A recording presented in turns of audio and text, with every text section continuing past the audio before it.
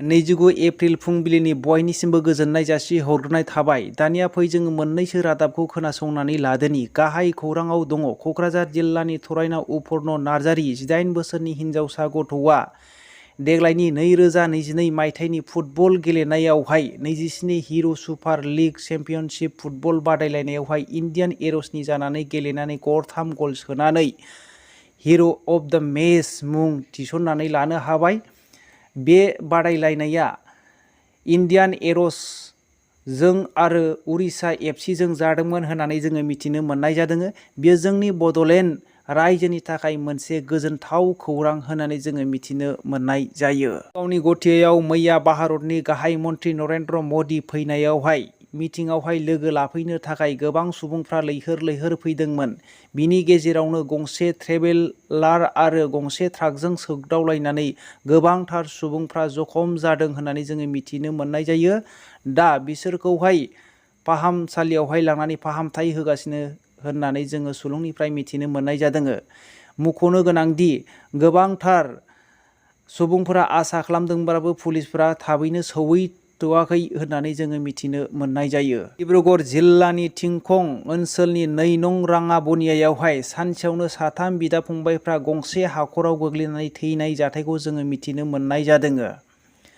मख'नो गोनांदि थुक' हेमब्रम बयनिख्रुइ उन्दैसिन गथ'आ मोनसे हाखराव आथिं सुनायावहाय गलांनानै गबनानै थैदोंमोन। बेखौनो बासायनो थाखाय बिदा सानै 22 बोसोरनि फुलेन हेमब्रमा बासायनो हाबदोंमोन आरो बेजों लोगोसे बिनि फंबाय 17 बोसोरनि कुलेन हेमब्रमाबो थांदोंमोन। नाथाय सानैबो बासायनो हानाय जायाखै, 3बो थैनोसो गोनां जाबाय। दा फुलेन हेमब्रम 22 बोसोरनि आरो कुलेन हेमब्रम बिसोर सानैनि गोथै सहखौ मोननाय जाबाय। नाथाय दासिमबो थुक' हेमब्रमनि गोथै सहखौ मोननाय जायाखै होननानै जोङो मिथिनो मोननाय जादों।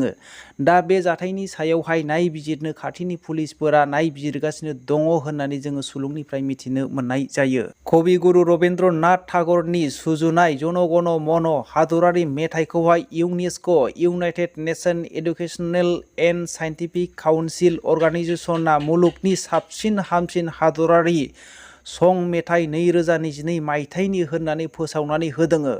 गासैबो सोदोबानो ओंथि गोनां होननानै बिथांमोनहा बुंदों आरो गासैबो लाइनावनो मोनसेबो लाइनावहाय ओंथि गैयै गैया होननानै बिथांमोनहा फोसावदों। बियो जोंनि भारत हादरनि थाखाय मोनसे देरगाथाव बाथ्रा होननानै जोङो मिथिनो मोननाय जायो। छत्तीसगढ़ कांकेर जिल्लायावहाय सासे BSFआ गावखौनो गुलि गावनानै बुथारदों।